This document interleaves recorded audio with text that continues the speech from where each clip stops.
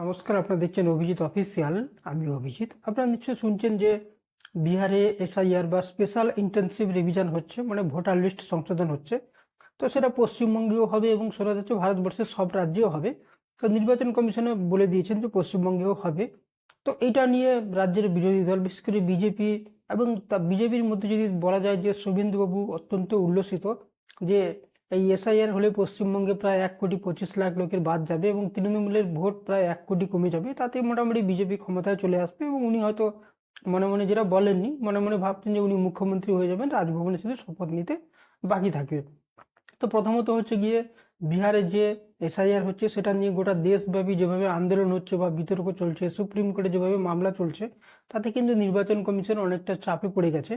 শোনা যাচ্ছে বিহারে যে 65 লাখ লোকের নাম বাদ গেছে, সুপ্রিম কোর্ট নির্দেশ দিয়েছে যে তাদের সবাইকে অনলাইনে তাদের নাম জানাতে, কাদের নাম বাদ গেল, কি কারণে বাদ গেল, কোন বিএলও বাদ দিয়েছে, এবং তারা যদি অ্যাপ্লাই করতে চায় তার অ্যাপ্লাই করার অপশন রাখতে।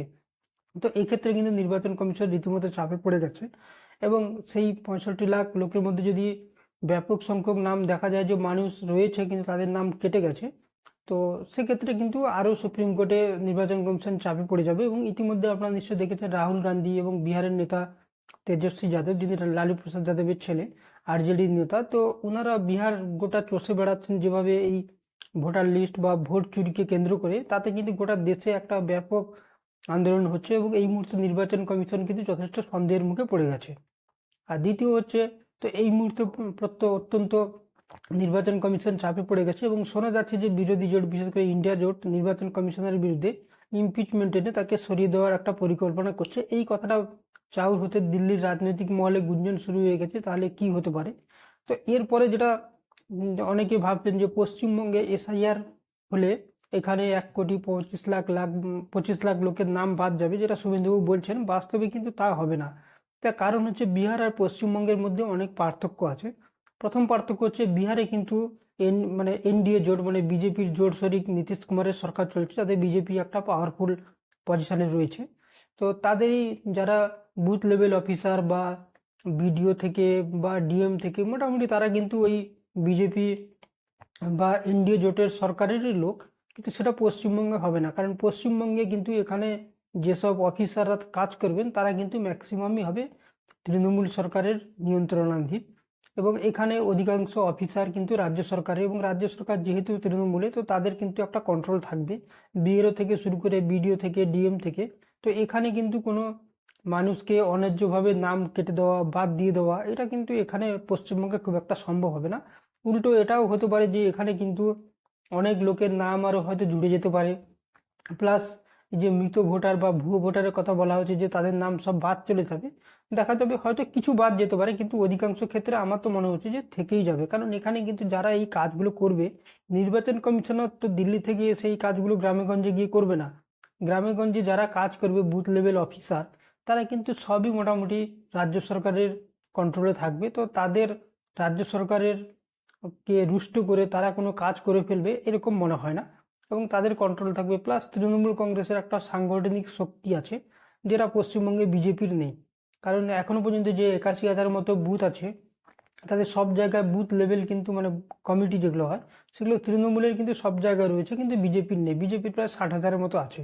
তো সেক্ষেত্রে কিন্তু বিজেপি এখানে অনেকটা কিন্তু চ্যালেঞ্জ করতে পারবে না যে ওগুলো ভুতুড়ে ভোটার না মৃত ভোটার। তো অনেক নাম এখানে থেকে যাবে, অনেক নাম জুড়ে যাবে। তো সেই ক্ষেত্রে কিন্তু আমার যেটা মনে হচ্ছে যে বিহারে যেভাবে একচাটিয়াভাবে 65 লাখ লোকের নাম কেটে গেছে, সেটা কিন্তু পশ্চিমবঙ্গে এইভাবে একচাটিয়াভাবে করতে পারবে না নির্বাচন কমিশন। কারণ নির্বাচন কমিশন যাদের দিয়ে কাজ করাবে তারা কিন্তু প্রত্যেকেই মোটামুটি রাজ্য সরকারের কর্মচারী হবে।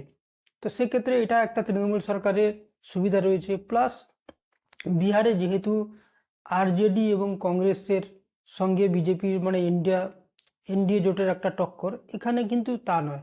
কারণ পশ্চিমবঙ্গে কিন্তু তৃণমূলের যে সরকার আছে তাদের সঙ্গে কিন্তু কেন্দ্রীয় নেতৃত্বের, যদিও এটা বিজেপির কেন্দ্রীয় নেতৃত্ব কেউ কখনো বলেনি, কিন্তু এটা বোঝা যায় যে বিজেপির কেন্দ্রীয় নেতৃত্ব যখনই কিন্তু চাপে পড়ে তখন কিন্তু তৃণমূলের শরণাপন্ন হয়, বা তৃণমূলও কিন্তু অনেক ক্ষেত্রে বিজেপির কেন্দ্রীয় নেতৃত্বকে অনেক বিষয়ে সাহায্য করেছেন। আপনারা যদি দেখেন যে গোয়ার যে বিধানসভা ভোট হয়েছিল, ত্রিপুরার যে ভোট হয়েছিল, সেগুলোতে কিন্তু বিজেপি জিতে গেছে অনেকটা কিন্তু তৃণমূলের সাপোর্টে। কারণ তৃণমূল মাঝখান থেকে দাঁড়িয়ে অনেক ভোট কেটে নিয়েছে কংগ্রেস বা সিপিএমদের, ফলে ওইসব রাজ্যে কিন্তু বিজেপি ক্ষমতায় এসছে।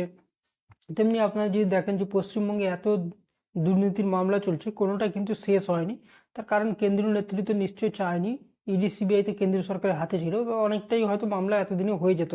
সারদা মামলা কবে থেকে চলছে, আজ পর্যন্ত কিছুই হয়নি। তো এই ক্ষেত্রে কিন্তু এইগুলো বোঝা যাচ্ছে যে কেন্দ্রীয় নেতৃত্ব কিন্তু ঝট করে, মানে বিজেপির কেন্দ্রীয় নেতৃত্বের কথা বলছি, ঝট করে কিন্তু রাজ্য সরকারকে, বিশেষ করে মমতা বন্দ্যোপাধ্যায়কে কিন্তু চটাতে চাইবে না। এবং তার কারণ আর একটা হচ্ছে, এই মুহূর্তে যে কেন্দ্রে বিজেপির মানে মোদী সরকার চলছে, সেটা কিন্তু সংখ্যাগরিষ্ঠ না। আপনারা জানেন 240 সিট তাদের রয়েছে, বাকি কিন্তু অন্য তাদের যে শরিক দলগুলো, তাদের এমপির সমর্থনে সরকার চলছে। তো সেক্ষেত্রে কিন্তু চন্দ্রবাবু নাইডু এবং নীতিশ কুমার কখন কি করবেন তার ঠিক নেই। তো সেক্ষেত্রে কিন্তু কেন্দ্র সরকারের একটা ভয় আছে যে কোনো মুহূর্তে সরকার পড়ে যেতে পারে, এবং সেক্ষেত্রে কিন্তু ভেতরে ভেতরে টিএমসিকে রাগিয়ে দিয়েও ওনাদের কোনো লাভ হবে না।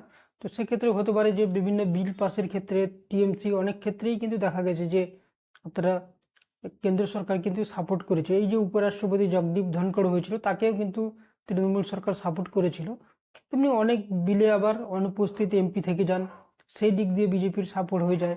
তো বিজেপির কেন্দ্রীয় নেতৃত্ব যতটা বিহারের ক্ষেত্রে নির্বাচন কমিশনারকে দিয়ে এসআইআর করাবে, ততটা কিন্তু পশ্চিমবঙ্গে এতটা করাবে না, বা নির্বাচন কমিশনার বিহারের ক্ষেত্রে যতটা কঠোরভাবে এগুলো পালন করবে, এবং তাদের সুবিধা হচ্ছে তাদের সেখানে জোট সরকার ক্ষমতায় রয়েছে। কিন্তু পশ্চিমবঙ্গে প্রথমত হচ্ছে ওদের জোট সরকার নেই, আর দ্বিতীয় হচ্ছে তৃণমূল সরকারকে এই মুহূর্তে ঘাঁটাতে চাইবে বলে আমার মনে হয় না। কিন্তু কারণ হচ্ছে, আপনারা নিশ্চয়ই দেখছেন যে গোটা ভারতবর্ষে মোদী সরকারের বিরুদ্ধে একটা ব্যাপক আন্দোলন চলছে, বিশেষ করে রাহুল গান্ধী নেতৃত্বে। তো সেক্ষেত্রে কিন্তু আমার মনে হচ্ছে না কেন্দ্রীয় সরকার পশ্চিমবঙ্গে মমতা বন্দ্যোপাধ্যায় সরকারকে খুব একটা চটাবেন।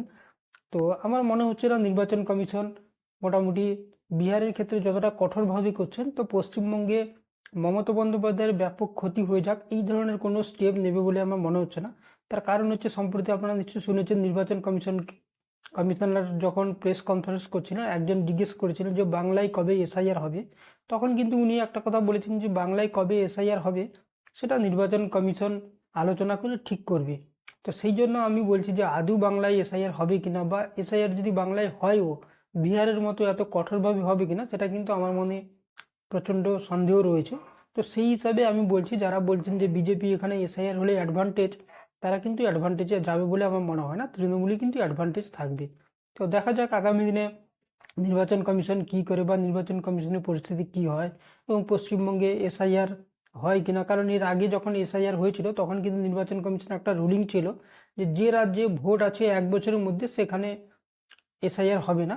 তো সেই হিসাবে মহারাষ্ট্র এবং সম্ভবত অরুণাচল প্রদেশে এর আগে কিন্তু এসআইআর হয়নি, পরে হয়েছিল ভোট শেষ হয়ে যাওয়ার পরে। তো সেই বাহানা পশ্চিমবঙ্গের ক্ষেত্রেও নির্বাচন কমিশন দিতে পারে যে এই মুহূর্তে পশ্চিমবঙ্গে যেহেতু ভোট চলে এসছে এবং এত বিতর্ক হচ্ছে, আর কয়েক মাস বাকি আছে, পশ্চিমবঙ্গের ভোটটা মিটে যাক, তারপরে এসআইআর হবে। তো সেক্ষেত্রে কিন্তু তৃণমূল পুরো ফায়দা পেয়ে যাবে। তো দেখা যাক আগামী দিনে কি হয়। তবে আমার যেটা মনে হচ্ছে যে এসআইআর হলে বিজেপির ব্যাপক কিছু ফায়দা হয়ে যাবে বলে মনে হয় না। বিজেপি যেই জায়গায় আছে সেই জায়গাতেই থাকবে।